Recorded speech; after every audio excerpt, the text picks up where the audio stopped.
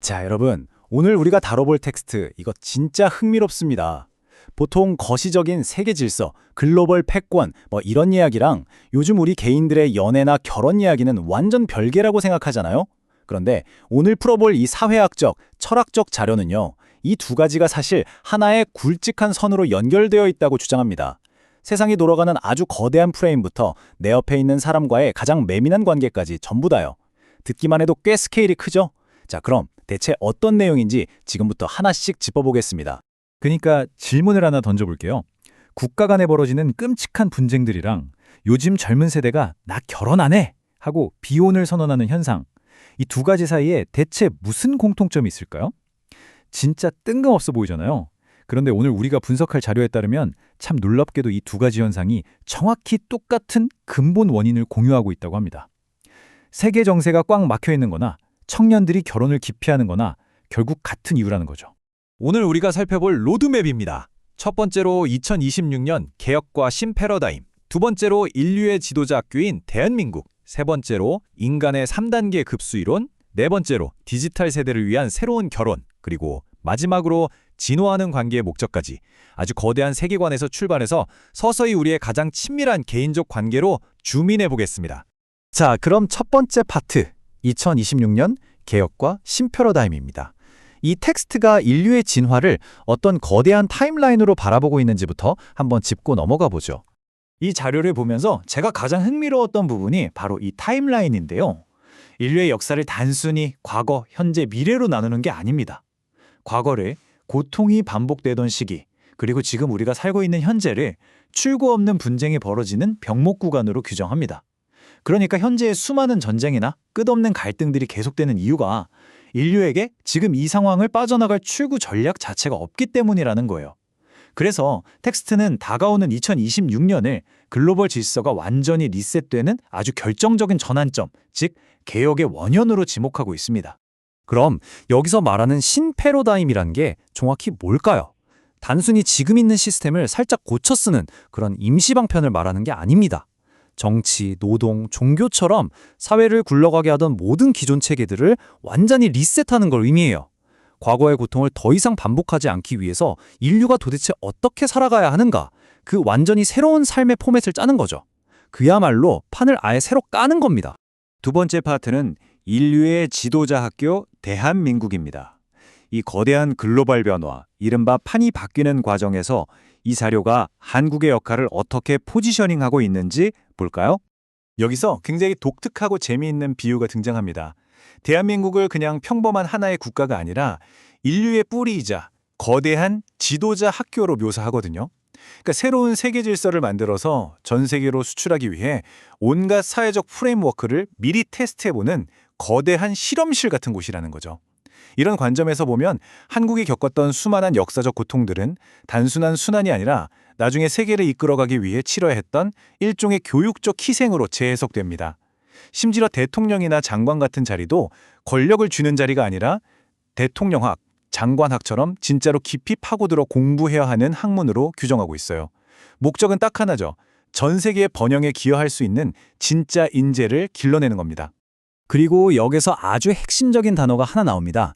바로 도통군자. 앞서 말한 그 거대한 학교에서 최종적으로 길러내고자 하는 이상적인 인재상이 바로 이들인데요. 자료에서는 이들을 단순히 머리 좋은 지식인 정도로 보지 않아요.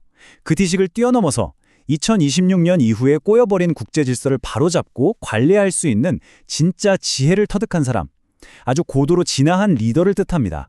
이어서 세 번째 파트, 인간의 3단계 급수 이론입니다. 자, 이제 국가 단위의 거시적인 얘기에서 우리 개인의 단위로 시야를 확 좁혀보겠습니다. 이 텍스트가 사람을 아주 구조적으로 분류하고 있거든요. 분류된 내용을 한번 보시면요. 사람들을 상급수, 중간급수, 하급수 이렇게 세 가지로 나눕니다. 근데 여기서 흥미로운 건 이걸 나누는 기준이 돈이나 권력이 절대 아니라는 거예요. 지식의 수준, 그리고 이 사람이 무엇을 위해 움직이는가 하는 핵심 동기가 기준입니다. 상급수는 사람들을 이끄는 지도자로서 존경받는 것을 삶의 목표로 삼습니다. 중간급수는 이 상급수를 든든하게 뒷받침하면서 존중받기를 원하죠. 반면 하급수는 생존 그 자체에 집중하며 남들에게 칭찬받는 것에 동기를 부여받습니다. 재력이나 권력이 아니라 의식 수준으로 인간의 레벨을 나눈다는 접근이 참 신선하죠. 그러니까 여기서 텍스트가 진짜 하고 싶은 말은 이겁니다. 지금 이 시대를 살아가는 우리 디지털 세대들은 모두 레벨업의 과제를 안고 있다는 거예요. 계속 하급수에 머물면서 내 밥그릇, 내 생존만 챙길 게 아니라요. 무거운 지식을 차곡차곡 쌓고 급수를 높여서 결국에는 타인과 사회를 이끌어가야 한다는 거죠. 내 생존에서 사회적 기여로 포커스를 이동시키는 것, 그게 바로 한 단계 위로 올라서는 필수 조건이라고 강조합니다. 네 번째 파트, 디지털 세대를 위한 새로운 결혼입니다. 자, 이제 이 자료가 제시하는 철학의 가장 미시적인 끝단까지 들어갑니다. 방금 말씀드린 그 인간의 급수와 성장이라는 개념이 놀랍게도 우리의 연애와 결혼을 어떻게 바꿔놓은지 살펴볼게요. 텍스트에 이런 구절이 나옵니다. 기성세대가 사는 모습을 보면서 정말 저렇게 살고 싶으신가요? 아, 이 질문 진짜 뼈 때리지 않나요? 요즘 젊은 세대가 결혼을 안 하는 이유가 단순히 개인주의적이거나 이기적이어서가 아니라는 거예요. 그저 밥 먹고 살기 위해 희생하던 기성세대의 관습적인 삶을 보면서 난 저렇게 안 살고 싶은데? 하고 거부하는 겁니다. 즉, 완전히 다른 차원의 새로운 방식의 삶을 갈망하고 있기 때문에 기존 형태의 결혼을 거부한다는 아주 날카로운 통찰이죠. 그래서 전통적인 결혼과 새로운 패러다임의 결혼을 명확히 대조해서 보여줍니다. 예전의 결혼이 어떻게든 먹고 살기 위한 생존 중심, 남편과 아내라는 고정된 역할, 그리고 뻔한 관습의 반복이었다면요.